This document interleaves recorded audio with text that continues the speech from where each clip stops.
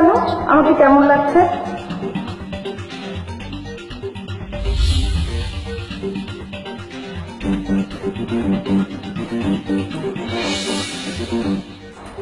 ভালো। তুমি যে এইভাবে সেজে গুজে আমার সামনে এসে দাঁড়িয়েছ, সেটা আমি কেন, যে কোনো স্বামীরই ভালো লাগার কথা। থ্যাংক ইউ জানো। এটা চলো। কোথায়? কেন? কাল তো বিয়ের অনুষ্ঠানে।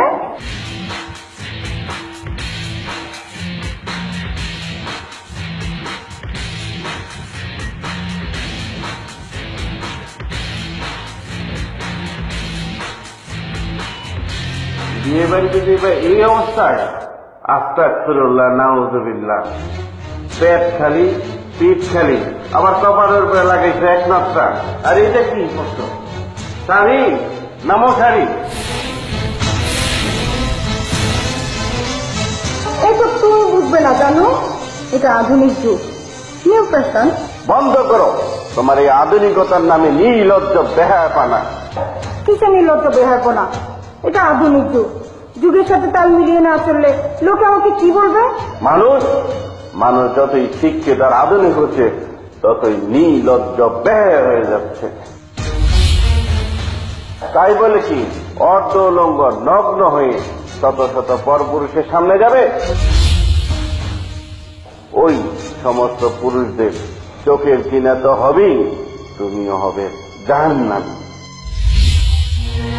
তুমি কি জানো, একজন নারীর মাথার চুল যদি কোনো পর পুরুষে দেখে, সেই এক একটি চুল কবরে 70টি সাপ হয়ে দংশন করবে? আমরা মুসলমান, আমাদের ধর্মে নামাজ রোজা করা যেমন ফরজ, মেয়েদের পর্দা করে চলো তেমন ফরজ। এত সুন্দর করে সেজে গুজে আসলাম তোমার সাথে যাবো বলে, তুমি আমাকে এসব কি বলছো? আমি ঠিকই বলছি তো, যাবে ভালো কথা। মুন্না কোথায়? মুন্না যাবে না? মুন্নাকে তোর মামার সাথে পাঠিয়ে দিয়েছি। কেন মুন্নাকে তার মামার সাথে পাঠালে? তার তো আমাদের সাথে যাওয়ার কথা ছিল। কি আশ্চর্য, কি যে বলো তুমি! মুন্নাকে আমি সাথে করে নিয়ে যাব? সবাই আমাকে আন্টি খালামণি বলে ডাকবে না? তাহলে কি তোমরা সবাই আপু বলে ডাকবে? যাও, ভালো শাড়ির মার্জিত পোশাক পরে এসো। তুমি না আসলে একটা আনকালচার, কিচ্ছু বুঝো না। আমি কি বুঝি না বুঝি, এটা সময় এলে বুঝিয়ে দিব। এখন যাবে কি না সেটা বলো। যাচ্ছি।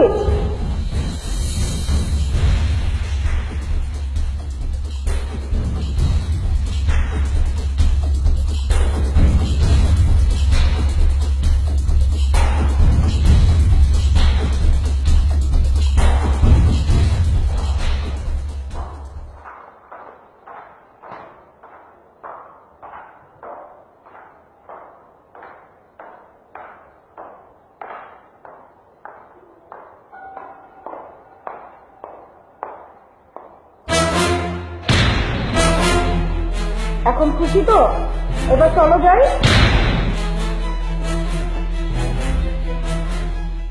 দেখো না, তুমি মাথায় হিজাব পরে এসেছো, তবুও আমি খুশি। অথচ মাথায় একটি হিজাব পরেছো, কিন্তু এই মডার্ন ড্রেসের সাথে এই হিজাবের কি মূল্য আছে বলো? তোমার এই পোশাক পরা দেখে রাসূল সাল্লাল্লাহু আলাইহি সাল্লামের একটি হাদিস মনে পড়ে গেল। রাসূল সাল্লাল্লাহু আলাইহি সাল্লাম বলেছেন, শেষ জামানায় নারীরা এমন এক ধরনের পোশাক পরিধান করবে, যা বস্ত্র পরিধারিণী উলঙ্গিনী তোমাকে সেই উলঙ্গিনীর মতো নিয়ে রাখছে। কি আমাকে উলঙ্গিনের মতো লাগছে? যাও, তোমার সাথে আমি আর কোথাও যাবো না। তুমি আসলে আনকালচার, ওকে যাও। দেখলেন তো মডার্ন যুগের নারীদের কি অবস্থা। আসুন আমরা আমাদের মা বোনদেরকে ধর্মীয় পথে চলার কড়াকড়ি নির্দেশ প্রদান করি, নিজেরা গুনাহ থেকে বাঁচি, অন্যদেরকেও গুনাহ থেকে বাঁচাই।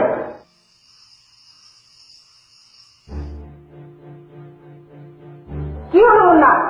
চুপ করে বসে আছো কেন? পড়ো। হাট্টিমা টিম টিম, তাদের খাড়া দুটো শিং, তারা মাঠে পাড়ে ডিম, তারা হাট্টিমা টিম টিম। আনুষ্ঠানিকভাবে ডিগ্রি প্রদানের জন্য সবিনয় অনুরোধ করছি। নর্থ সাউথ ইউনিভার্সিটির চ্যান্সেলর হিসাবে আমার উপর অর্পিত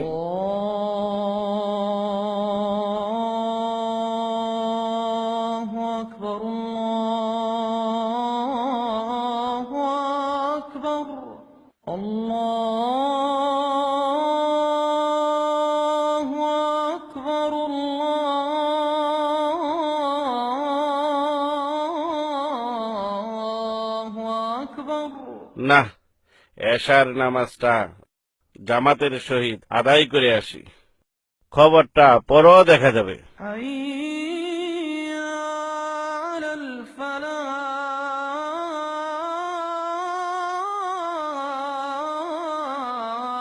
কি হলো মুন্না, এখনো চুপ করে আছো কেন? পড়ো। মা গো, আমি পড়বো না। হাট্টি মাটিম তিন কুরআন থেকে শিখবো আমি আলিফ লাম মিম। একটি করে অক্ষরেতে 10টি করে নেকি। চলো মা গো, আজ থেকে কুরআন হাদিস শিখি।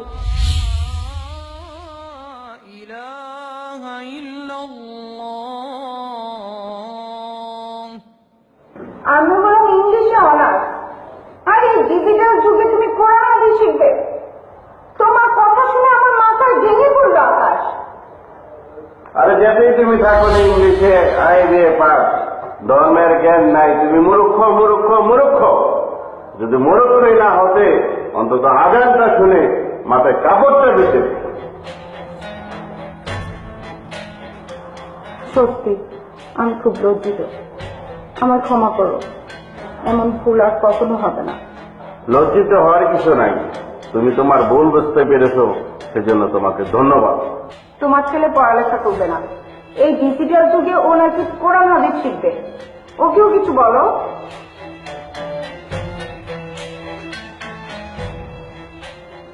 আমার বাবা ঠিকই বলেছে, একবার চিন্তা করে দেখো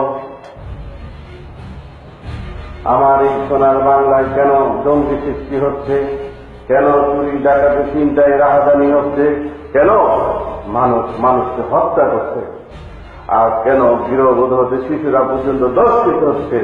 তার একমাত্র কারণ ধর্মীয় শিক্ষা না থাকার কারণেই এইসব হচ্ছে। ওগো, তুমি ঠিকই বলেছ। প্রত্যেক বাবা মার নৈতিক দায়িত্ব তার সন্তানকে ধর্মীয় শিক্ষায় শিক্ষিত করে গড়ে তোলা। আজ থেকে আমিও আমার সন্তানকে ধর্মীয় শিক্ষায় শিক্ষিত করে গড়ে তুলব, আর নিজেও নামাজ রোজা কায়েম করব, পর্দা করে চলব। আপনারাও আপনাদের সন্তানকে ধর্মীয় শিক্ষা দিন, কারণ ধর্মীয় শিক্ষায় শিক্ষিত লোক কোনোদিন মানুষ